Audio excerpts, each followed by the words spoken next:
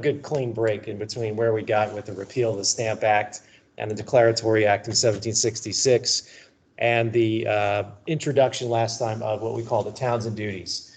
There is a parade of British ministers and officials who are trying to form something of a coherent policy in North America, and they are not having a lot of success. We're not going to go through them, obviously. Some of them are filling the role of prime minister. Others are chancellor of the exchequer. That is the actual title of Charles Townshend, who is nicknamed Champagne Charlie by people in the circles of power in England because he once gave a speech in Parliament where he is clearly intoxicated.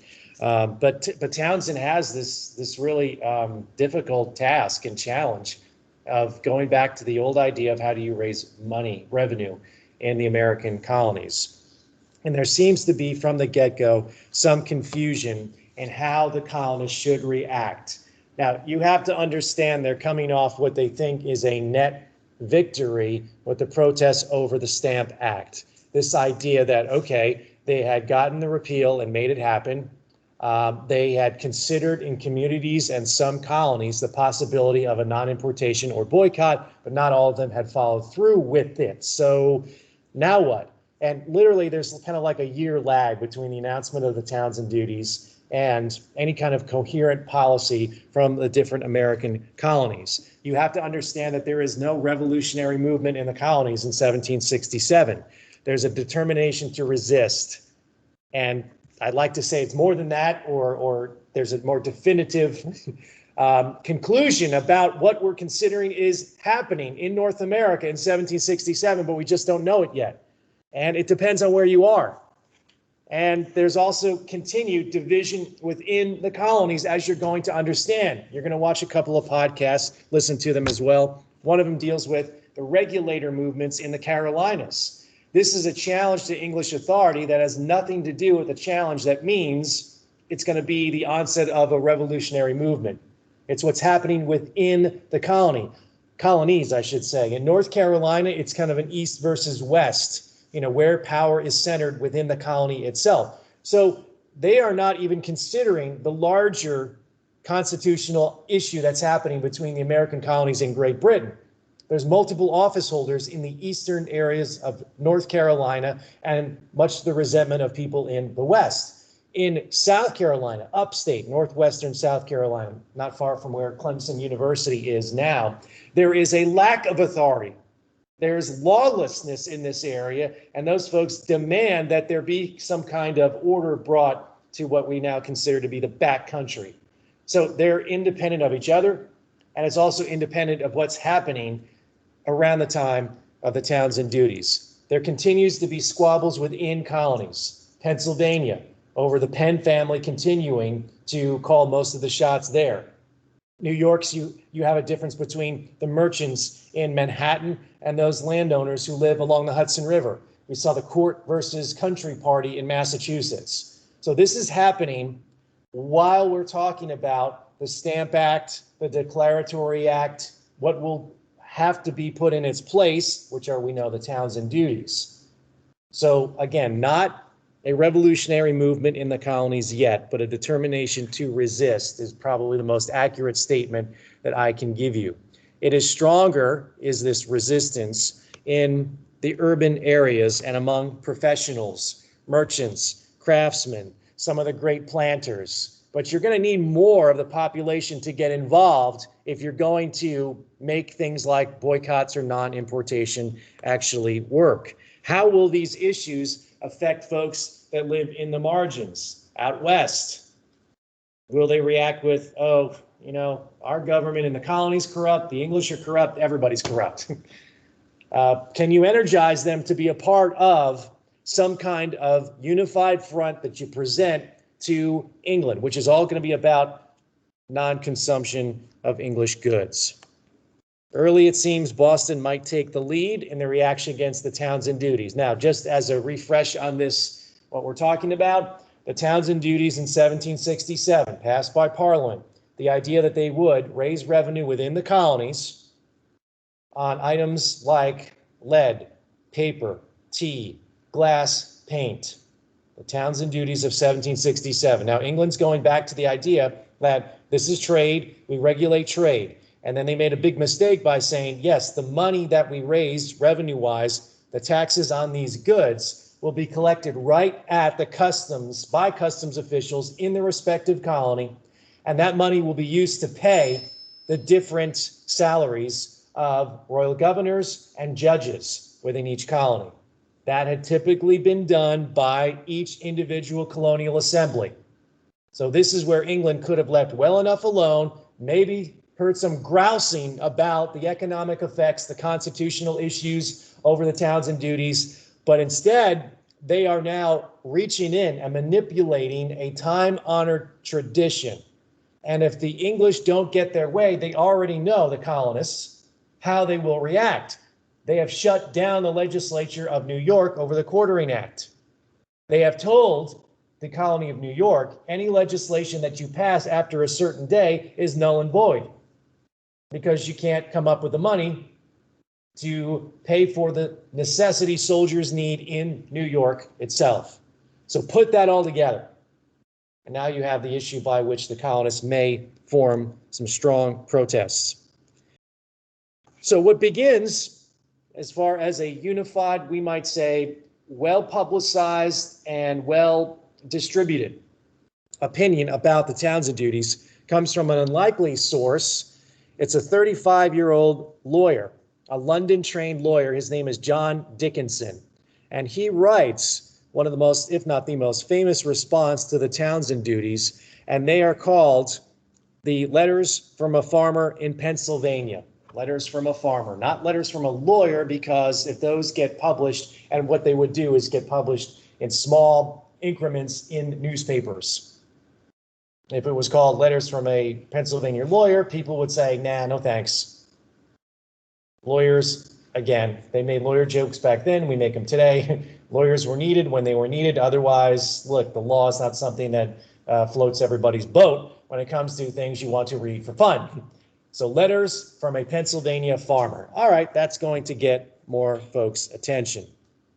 9 colonial newspapers eventually published the letters. They are then published as basically a large altogether pamphlet, and they sell very well because people say, well, let's read them, let's distribute them, let's share them amongst our friends, family members. The essays first appear in Pennsylvania, to no one's surprise. And what is unique about the topic in Dickinson's letters, and this makes him something of a rock star. They name a ship after him. The Wax Museum in Boston does a likeness of John Dickinson. And, you know, he's kind of fascinated by all the attention he gets. Nevertheless, it shows you something about how people think a moderate, and this is what the letters are. It is a moderate response. It is something in between Charles Townshend, who's out of, again, who was there to make the enforcement and wants to see it through, and the ideas expressed over the Stamp Act with Virginia. So those are the two extreme positions.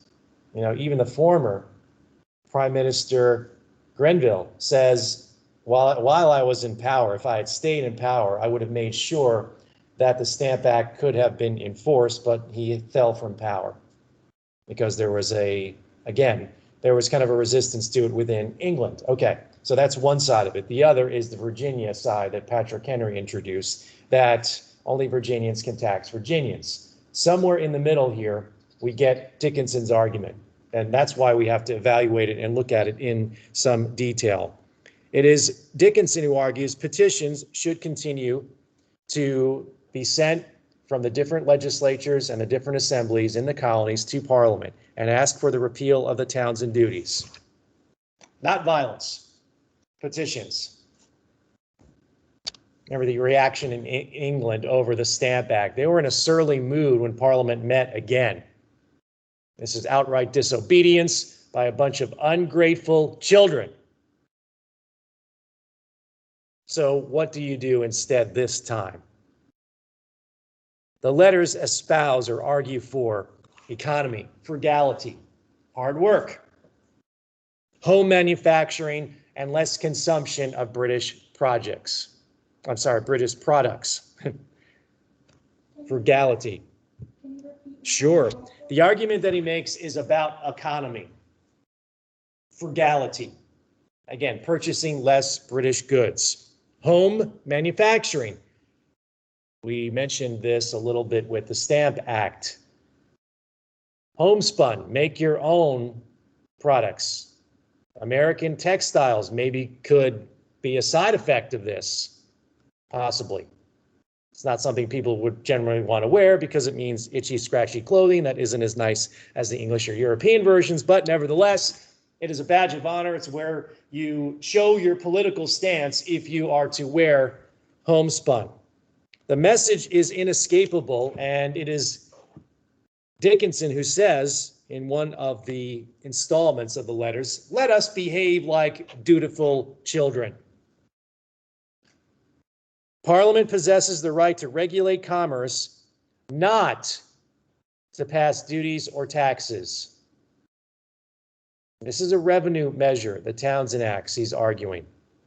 Okay, this money is meant to raise cash. These duties are meant to raise money in the colonies by which they will pay the salaries of royal officials, something that the colonists had done for a long time. The Townshend duties, another way, are a disguise. They think they would be able to slip them through, right? They can pass these. It's a tax on trade. Where would there be any objections, the English are arguing? But there are objections. There are objections because of what the revenue will do. It will take away a right that the colonists had established for themselves for a long time. What is meant to look like regulating commerce is actually a tax, and it will be an experiment by Parliament. In other words, let this slip through, let the colonists pay it, make the colonists pay it, and more will happen. That's why this is a moderate response from Dickinson, but the other reaction about a year after they're passed, we're waiting to see what the Boston folks will say. Right? This idea of, okay, they'll get this through, we will pay the measure, they will be able to dismiss and personally manage our individual assemblies, and that is unacceptable. Let's see if the colonists would agree after agreeing to pay the Townshend duties, which are, again, commerce, regulation, trade. It's well within Parliament's right to do that.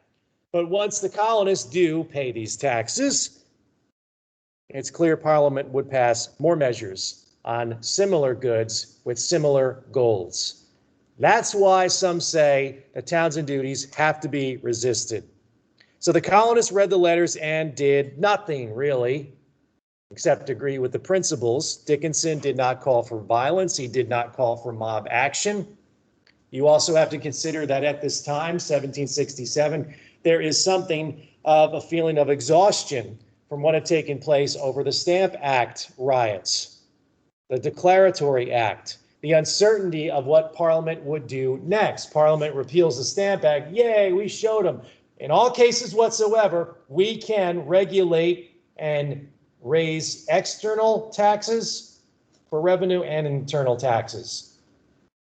And if you're, again, an observer of politics in the American colonies, you're saying, so what is it? They just repealed the Stamp Act, but then they said in all cases whatsoever. So what does that mean? And then when you see the Townshend duties passed, you're like, oh, okay, so what now? What should our reaction be? There's a desire in the American colonies to go back to business and recoup the economic fortunes that had taken place during the height of the French and Indian War. There is still, throughout the different colonies, especially in places like Massachusetts and within Massachusetts, Boston, that are suffering economically. Yes, in 1768, yes, several years after the war ends. It hadn't gotten better. And the reason it hadn't gotten better, well, these are forces around the world that make the economy go round, but at the same time, a lot of people see the perception is it's these different trade laws that the English are passing. So the exception on how to deal with Dickinson's suggestions, frugality, moderation, sending petitions, appealing to Parliament, Boston, as usual, is the exception to the rule. Unfortunately, by 1768, there isn't really a lot of strong support for non-importation. If you're going to make that, the threat of non-importation and the fact that some communities and colonies did it in 1765 over the Stamp Act was enough to make the English merchants say to members of Parliament, the Stamp Act is a mistake, get rid of it, and they did. Is there still that stomach in 1768 in Boston and other places? And if Boston does it, will other colonies do it? If Boston, Massachusetts do it alone, non-importation, it's, again, kind of an empty gesture. If other colonies go along, that's where you have a game changer. And if there is actually not just talk, or certain communities in Pennsylvania, in New York, and South Carolina engaging in non-importation and spinning bees and wearing homespun, okay, fine. But what if you could really enforce non-importation for not a couple of months, but for years? But the resistance in Boston realizes they may not have the political ability, or the people, more importantly, don't have the stomach to engage in non-importation. Several towns make protests about the duties. Some pass individually their own non-importation agreements. Again, the small local communities outside of Boston, Massachusetts, the town meeting, they sit down and say, well, that does it. We will engage in non-importation. Okay, well, that's good, but it's not across the board. It's not unilateral. The governor can boast to his bosses back in London that there's an absence of opposition. Governor Bernard of Massachusetts. Everything's good here. But the governor did not realize that Samuel Adams had recently been actually elected to the legislature, the Massachusetts General Court. Not a good development. He drafts a series of protests against the Townshend duties, and Sam Adams is going to send these on behalf of the legislature, which will vote on it, to contacts and business people that he knows in England. The Massachusetts protest starts in an area that might be surprising, not necessarily on taxes, but over the closing of New York's legislature. I think I mentioned this before. The last thing you want if you are the English policymakers is the sense that one colony is saying, if they do this to us, they could do this to other colonies. So that is some of the reaction in Massachusetts. All right, they closed the New York legislature. They went and actually said any legislation that you all pass in the Assembly of New York is null and void, which the governor, by the way, can do anytime he wants. The governor can do that. And he could also, in the royal colonies, simply send the legislature home. We're done. You're in a rebellious spirit. You don't want to work on the agenda that I set before this particular session, and we're done. The other part of this story is, which often overlooked, New York actually went and voted about 3,000 pounds sterling for the support of the soldiers, and then reopened the legislature. Again, everyone kind of settles on, oh, look what they did under the Quartering Act, and look at the reaction, but actually, yeah, that happened too. New York kind of bit the bullet and said, we'll vote the funds, and the legislature of the colony opened again. But at that point, it didn't matter. I mean, the Boston resistance said, they're obviously able to do that. I mean, put the two things together. This is where, when people talk about the conspiratorial ideas behind London's legislation, you can see an argument for that with Exhibit A, closing the New York legislature, Exhibit B, taking out of our hands something we had always done, and that is the ability to control the salaries of the royal officials through our legislature. Again, governor works with the legislature. Governor wants more money as a raise. He might get one. But now the money from the Townshend duties, that money alone would be used. So it's not subject to the legislature. And that's what's beginning to worry folks like Samuel Adams. With the help of James Otis. James Otis is the lawyer who had worked very hard before the end of the French and Indian War to resist what are called the writs of assistance, blanket search warrants. They worked together. The Adams-Otis group in the legislature to pass what is called the Circular Letter in February 1768, the Boston Circular Letter. It is not a radical document as far as they're concerned, and I think that's a good objective statement as well. The goal is for Adams to achieve cooperation among the different colonies, hence the name, the Circular Letter. It is meant to circulate through the different colonies and test the waters for a coordinated opposition to the Townshend duties. Kind of like the Stamp Act, only more stringent. The letter is a firm rejection of the idea that the colonies can never or ever be represented in England. They can be represented in England. They are represented in England. Parliament had derived its power from the Constitution. What Constitution in England? Folks, there is none. To this day, there is no official English Constitution. When they referred to it back then and today, they mean a series of traditions, compromises, limits on the monarchy. That's the English Constitution. But a written Constitution like we have, no. I mean, you can go back to the Magna Carta in 1215. You can talk about the settlement after the Glorious Revolution in 1688 and 1689. And those are the traditions of the English Constitution. That's what the colonists are referring to. It basically means that there are limits to what not only the monarchy could do, which they are very proud of. It makes them different from the Spanish and the French. But it also applies to the limits on Parliament. You can only, the subjects, the folks in each colony, can only tax themselves. What the Townshend duties were an overleap of constitutional authority. And there you have it. Not radical, not threats of, oh, non-importation is going to happen if you don't, A, B, C, and D. The Speaker of the Massachusetts Assembly quickly sent the circular letter, that was its purpose, to every colonial legislature to test the waters once again. Other colonial assemblies reacted favorably, including New Jersey and Connecticut. Virginia acted in a little bit of a different way. The Burgesses had not met for a couple of years because they had been talking about ways to resist the Stamp Act. Every time they met, the governor of the colony of Virginia, in this case it's the House of Burgesses that had been around since 1619, basically sent them home. But counties begin to flood the Burgesses with denouncements of the fact that the New York Assembly had been closed. Folks, this represents a common cause. New York and Virginia, today they don't have much in common.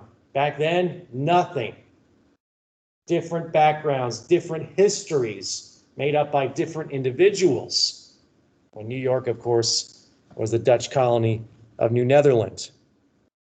The members of the Burgesses approve firm protests to the King, Lords, and Commons in reaction to the circular letter.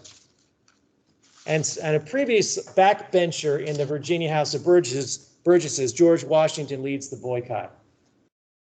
Washington, I hadn't mentioned him in a while. So Boston leads New York, Virginia, and even, slowly but surely, Pennsylvania will follow. Or I should say for Pennsylvania, may follow. You need a coordinated effort at the different American cities if you're going to make sure that boycotts actually work and you can change English policy. Washington was first elected to the Burgesses in 1758, even before the French and Indian War ended. It was a recognition of his service, his challenging service, as we found out in the French and Indian War. Again, backbencher means you're someone who's quiet, you don't say too much, you're not a lawyer. People went to college, George Washington went to war, as one historian said. I think that's the best synopsis of some of his contemporaries. Hamilton and Jefferson and Adams went to college, he went to war. He's not formally educated. But what he was doing in the Burgesses up to this point was serving his own interests, trying to make Washington a little bit more human. One of the things he did was say, all right, I have land in the West. I have no access to that land in the West. And by access, he meant selling it. or renting it or making money off of it, because under the royal proclamation, a lot of his lands lie west of that proclamation. Royal governors can't distribute land. He's working to get bounties that the colony gave soldiers, the people that, not just the officers like him, but the foot soldiers who had participated in this conflict needed to have, of course, some access to Western land. Again, opening up the West was key. This is his cause in the House of Burgesses. He hadn't really been bothered by the Stamp Act. His reaction, kind of an overstep and a mistake by the British officials. Not much more than that. But the Townshend duties make it clear to him. Washington in 1768 is becoming radicalized. London is pursuing, he says, a deliberate policy, and the evidence is now clear. Again, you string it all together. Stamp Act, closing the New York Assembly, the Townshend duties. Something is amiss here. It's like a switch is flicked. 1768 for Washington. He works with his fellow Virginian George Mason to introduce resolutions that are going to, again, abide by non-importation. He was also concerned that Parliament might shut down his infant textile production. Slaves on Washington's farm, Mount Vernon, made textile products. For now, would Parliament stop it? He wasn't certain. He wasn't getting any money from land in the West. He was still bristling at how the English treated colonial officers and soldiers during the French and Indian War. He had always read his letters to the governor of Virginia. I need more soldiers. I mean, it was kind of like a whiny guy who just didn't think he was getting enough attention and respect there. And in some ways he was, but he had to patrol a frontier that was hundreds of miles from Pennsylvania, basically south to Virginia, with a couple of hundred soldiers. And in all of that, he felt neglected, and he also understood that the British, going back to Braddock, didn't think of the colonists as equals. And there's a lot of truth to that.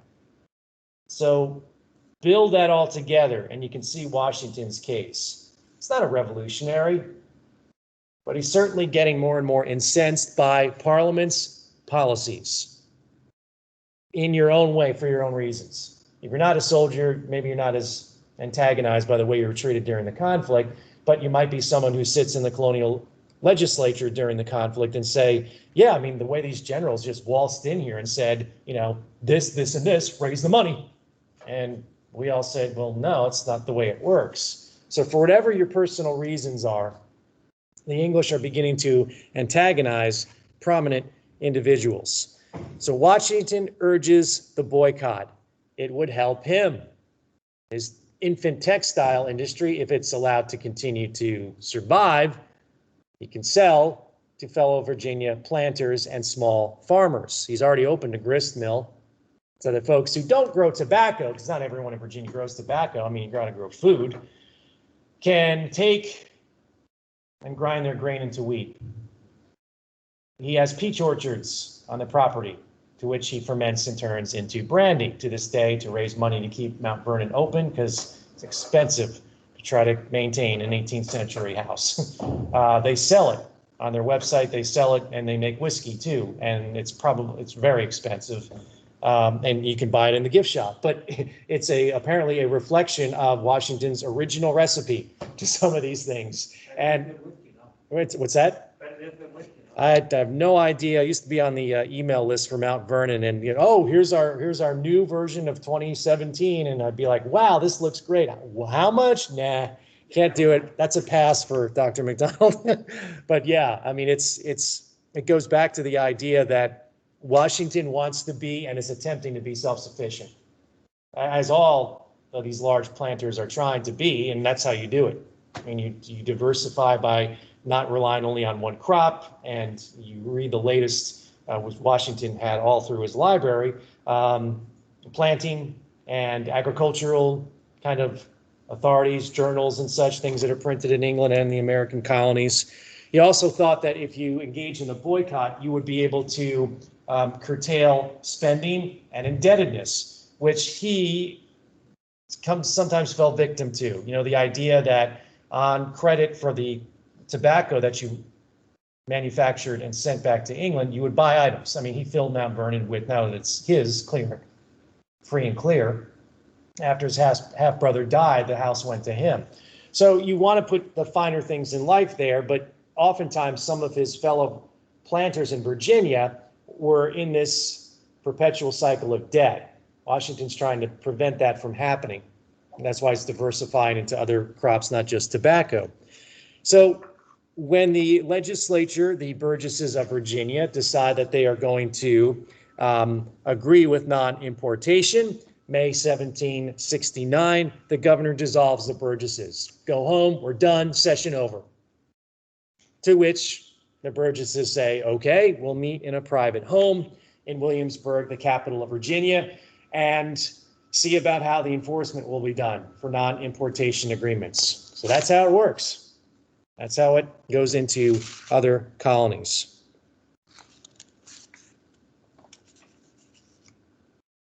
Any hesitation that the English might have or in this case, any hesitation Boston might have in acting with one voice changed in March of 1768. In other words, they were split. How would the Adams and Otis group begin to organize a strong resistance? Because we see a constant battle between Governor Barnard and the Chief Justice. Effectively, he's going to become the deputy governor of the colony, Thomas Hutchinson. I said that the book written about Hutchinson was The Ordeal of Thomas Hutchinson, and that's not too far off.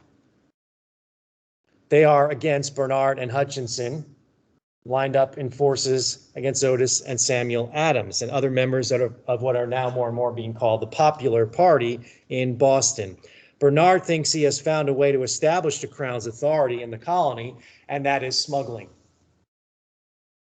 How do you resist? Well, you don't pay the taxes. And the other method by which you make sure the Townshend duties are collected, intimidate the customs agents. Because like they're going to be stamp officers in each colony, they're going to be customs agents assigned to each colony, and they are the folks you go after. And they start doing that in 1768 and 1769. One individual who flaunted the laws because he was a successful smuggler was, of course, John Hancock. He was one of the wealthiest, maybe one of the wealthiest people in the colonies, certainly in New England and Massachusetts. Hancock, from his liberty, did not have a writ to look below decks and inspect for what was sure to be contraband illegal cargo. These men complained to the Treasury Board in England, and they wanted Hancock put in his place. This led to what are known as the Liberty Riots against those customs officials. Now it appears that doing your patriotic duty was actually, smuggling and breaking the law. More than anything else, it had to do with Hancock's politics. He was slow to once again join the Popular Party or the disaffected party. They are determined, Barnard and Hutchinson, to make Hancock an example. And they also didn't have much of a record at actually stopping smugglers. They had seized successfully 6 in 2.5 years. That's not a record that you brag about. That was going to change. This went on with other ships that were stopped and inspected, even with the proper search warrant. Writs of assistance allowed you to go and look in warehouses and private homes if you had to. That's why Otis had such a problem with it. They seemed to be overreaching. They were very vague. We know now that search warrants, have to be lay out where you're going to search and what location, what you're looking for, and you have to convince a magistrate that you have the right to do this, to pursue a case. Writs of assistance, not as much. There is a process, of course, in all of this, and by 1768, the governor begins to say that I have lost control of the colony. Lost control of the colony. The mob is running Boston. They are. Tarring and feathering. They're running off customs agents, same way they did with the stamp agents, threatening property, threaten the person. Tarring and feathering is awful. It's not some kind of, sorority, fraternity gag that looks hilarious because you're dipped in hot molten tar and then rolled in feathers, and then to get the tar off you, it dries, it peels off, and your skin goes with it. People died of getting tarred and feathered. It didn't happen as much as we like to talk about this era of American history, but when it did, it was pretty awful. They also did things that if you ever heard the expression, rode out of town on a rail. That literally did happen. They got a big, basically like a railroad tie, and people would carry it, throw you on it, usually stripped down completely of your clothes, often in the cold, and you'd be thrown onto this thing, and everyone would hold you up, and they would just run you out and throw you at the end of. I mean, they'd hang. What else? There was an elm tree in Massachusetts, the old Liberty tree, going back to the stamp agent. That was like an honored tree. And so they would also, again, hang effigies of the customs agents. And this is what Governor Bernard was seeing. Again, the mob, the popular party, he said, has control of Massachusetts, and especially of Boston itself. He's losing control of the city, and now more and more the colony. News is reaching different parts of the town of Boston that customs officers are requesting that possibly the only answer to all of this is that troops be deployed in Boston. And this was going to be controversial. This will be blamed, obviously, on Bernard and Hutchinson, but they actually want it.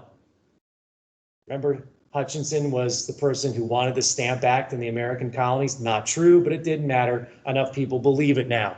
So even if the truth came out, they'd say, nah, Hutchinson, why wouldn't he? Want to raise this revenue. He sought to benefit from it.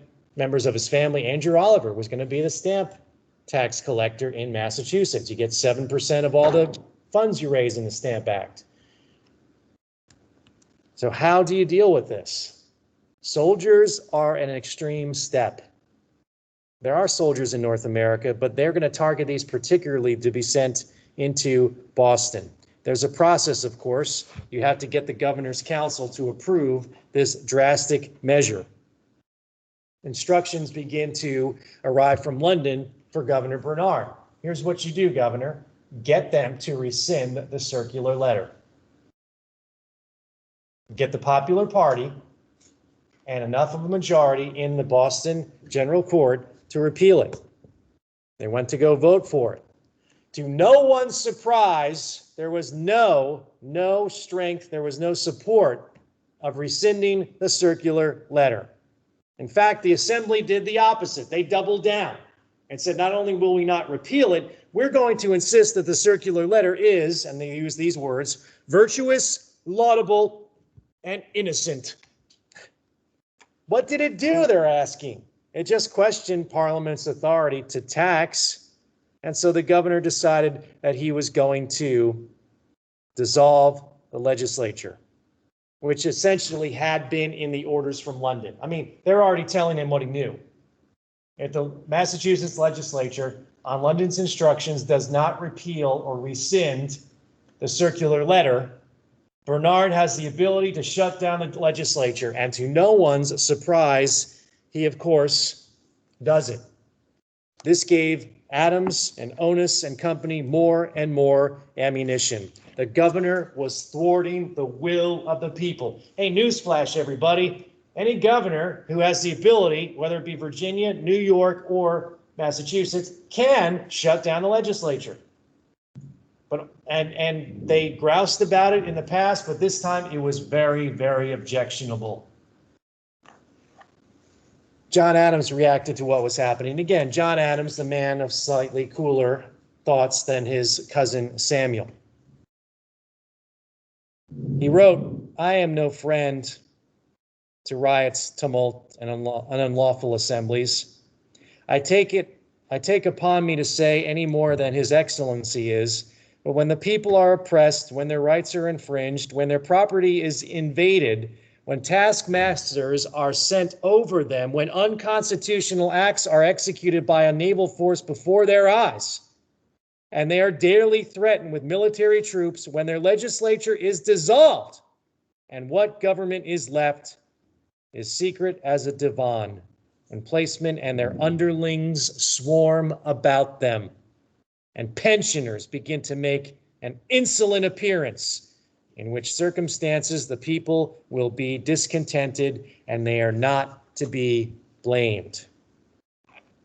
Governor Bernard, in his letters back to London, says, I am caught between two fires. The mob on one hand, and you, the ministry, on another. What do I do? This is what more and more the governors are actually saying. With this situation developing,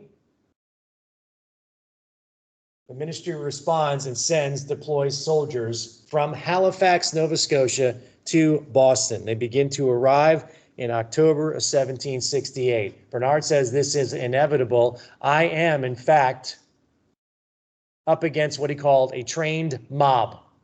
That's what he calls the Popular Party in Boston.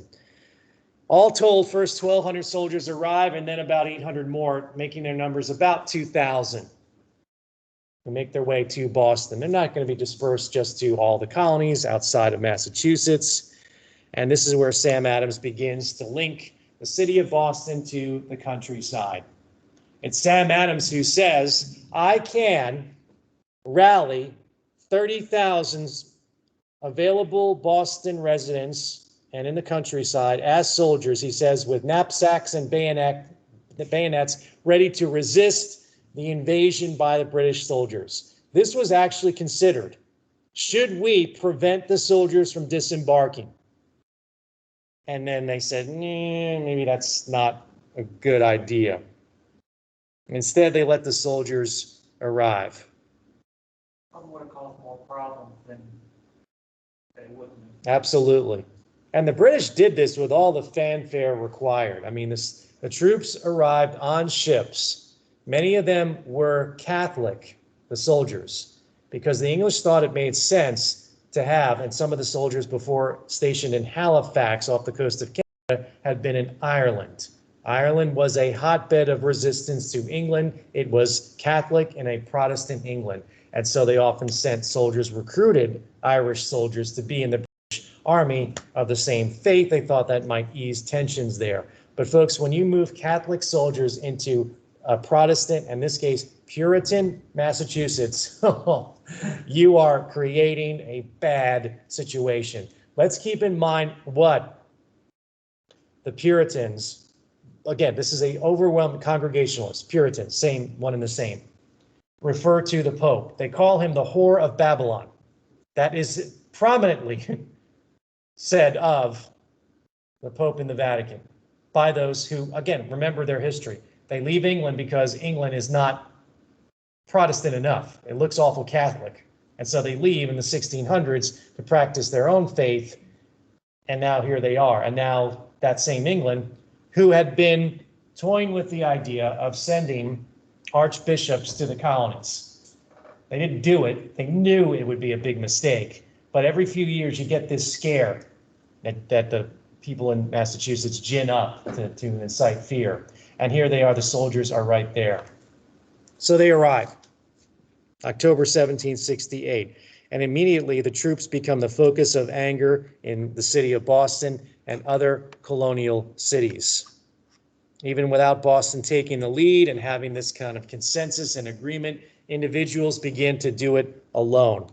And that's where the English should have been paying attention. So New York, Virginia, and Boston talk about the implementation of boycotts or non-importation agreements. Okay, that's fine. But then Philadelphia, which had first rejected it in 1768, in 1769 says we're going to do it as well. Loyal Philadelphia, Pennsylvania. You didn't see the kind of resistance to things like the stamp back there a few years before. Now you do.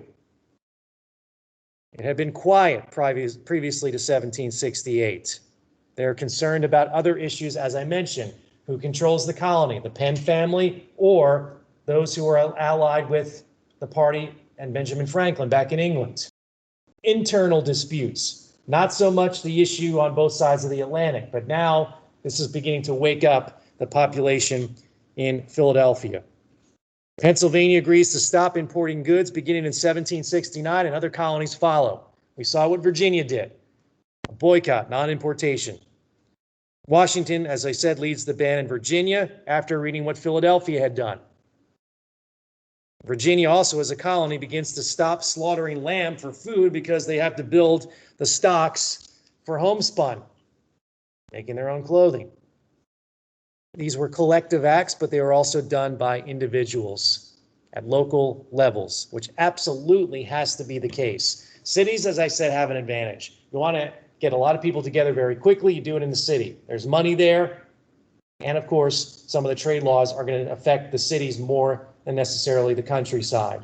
But if you don't link city and countryside, you don't have a resistance movement. You don't speak with one voice. But this is happening all on their own. Over the next few months in 1769, individuals make their own decisions. Women stop serving tea. Tea, of course, is covered under the Townshend duties. This is a tea drinking society. Not coffee, not hot chocolate yet, tea. They refuse to buy silk and English woolens, so these luxury items are not purchased. In 1769, there are ships in Boston Harbor just sitting there, full of goods that had come in from England, and they're not being unloaded. So the non-importation agreements are actually working. College students agree to give up foreign wine. They take up homespun. I think it's either in Yale or Harvard. They print their diplomas 1 year. Again, is this going to really affect England? Not maybe, probably not so much, but it's symbolic. It's either Harvard or Yale or Hale or Yarvard, those Ivy League fancy schools. 1 year they print their diplomas on American-made paper, which probably didn't look that great or wasn't particularly of a decent quality, but it's just a way to where you stood politically. Spinning bees became popular. Clothing and household articles produced within the American homes. Not good if you're England. This causes many home producers to see the silver lining in boycotts, buying American. Maybe not enough to start a full-fledged industry, but to trade, to supply your own family, and then you need to buy it. What did Franklin say with his testimony to Parliament? The pride of Americans is to wear their English fashions. What is their pride now, Dr. Franklin? To wear their old clothes until they can make their own. Ding, ding, ding, ding, ding, ding. Alarm bells should have been going off, and they were, because Parliament was already hearing from the people who worked for the manufacturing sector, the Stamp Act is going to kill us. And there was not a unified boycott over the Stamp Act. There was talk of it. There was now a unified boycott in the American colonies beginning in 1769. Folks who make leather, clocks, tools, silverware begin to put pressure on merchants to stop importing European and British goods. Were there American versions of these products? Yeah. Would you buy them? Not really. They weren't as good yet. Maybe that would change. Also, you have to consider that back to Boston, there had been the toleration of the soldiers as they landed, right? Gregory said it would be worse if you resisted. Well, when the soldiers deployed, again, they did this with all the fanfare. I started to say, and then I went off on kind of a tangent there.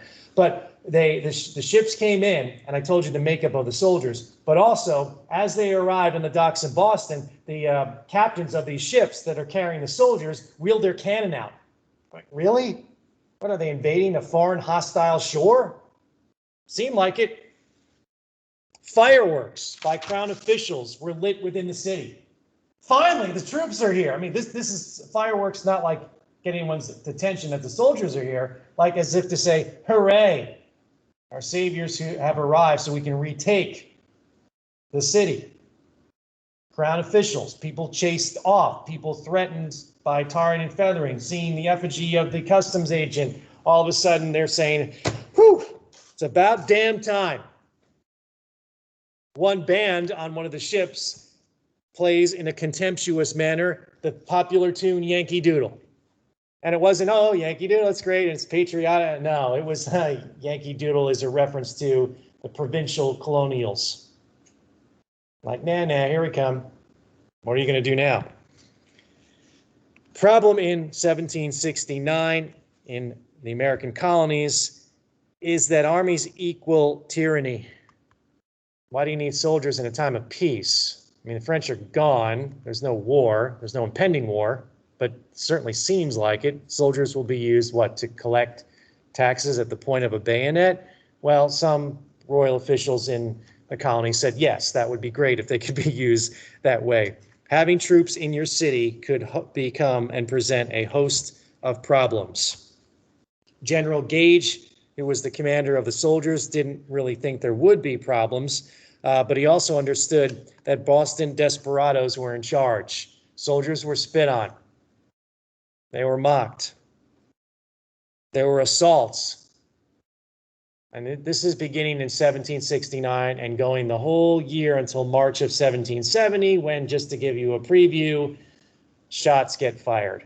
So I will tell you that there is a year of hard feelings. There's reports of soldiers committing rape among the citizenry. To freedom-loving people in Boston, this was an imposition. At first, there's sympathy for the soldiers, and that sympathy doesn't last long. Folks recognize in the American colonies the harshness attached with discipline in the British Army and Navy. The lashes applied. They actually harbored the Boston citizenry, those that were escaping the British Army. We would call them today AWOL, absent without leave. They were shedding their uniform and just passing as Americans. And in many cases, the Boston folks took in those individuals. So if you are walking at night, say you're on a date with a special girl or fella, and you're stopped by a British sentry. Where are you going? Where's your business? You say, oh, bugger off, you lobster-back son of a bitch, which is what they did often say, and that the lobster-back was a reference to the red uniform. Again, that happened a lot. The British did it because they just knew they could, the soldiers, and those who resisted did it because they could as well. There were fights. A couple soldiers would ambush a guy that had given them trouble. Next time, a larger group beats up a couple of soldiers, sometimes when they're wearing the British infantry uniform, sometimes when they're off duty. So to say it differently, no freedom-loving person appreciates a standing army in their midst. They are an everyday part of the city. It's not like they're being, the headquarters of the army. Many of the soldiers stay in what's called Castle William. It's a fort in the southern end of Boston. Boston is almost like an island. It's like an island city with just a small neck of land that connects it to the mainland of Massachusetts. It's been, again, much more filled in since then. So if you're in Boston, if you're a resident, you would see them everywhere. They had barracks within the city. They were there at warehouses. They were in public buildings. They were down at the docks. An inescapable part of your life, and it gnawed at your honor to have them there. It wasn't popular. There were worse to come, though. They were, again, regulations by which the English soldiers had to follow, and there were other things they could do when they were not on duty or in uniform. And this is in a town, Massachusetts, Boston, that was still, as I said at the beginning, reeling and not fully recovered from the economic recession after the French and Indian War. These soldiers were told, when you're not on duty, not wearing your uniform, you can moonlight, which means work in your off hours, off duty time, in the town itself. They were given permission to work in Boston. Many of these soldiers had some skills before they were soldiers. Many of them were not skilled, and you could do, again, kind of manual labor that didn't take a lot of skill set. You can unload ships. You could work in any of the different capacities, and maybe you're an artisan, a rope maker in England or wherever you were stationed before, and now you're in Boston. The problem is that a lot of people in Massachusetts resented that you can take these wages. You could work as a soldier because you got a pretty awful salary, but you got paid to be a British sailor or soldier. So you didn't need what was generally agreed to be the day's wage for doing manual labor, which was already low because wages were low because the economy was suffering in Boston. Now these soldiers came in and said, well, whatever that established wage is, I can do it for less, and undercut the people in Boston who said, I won't do that because, I'm not getting paid enough to do it. a British soldier would say, I'll do it. Oh, it made a bad situation worse. So fights regularly broke out. Crime was up in the city, burglary, assault, drunkenness. Again, individual acts took place, and it wasn't a good situation. It's a ticking time bomb, waiting for something to happen. Benjamin Franklin, 3 years before, had told Parliament in 1766, the colonists are not rebels. But if imperial authorities act imprudently, if you continue to go down this path, they might create an insurgency. Okay.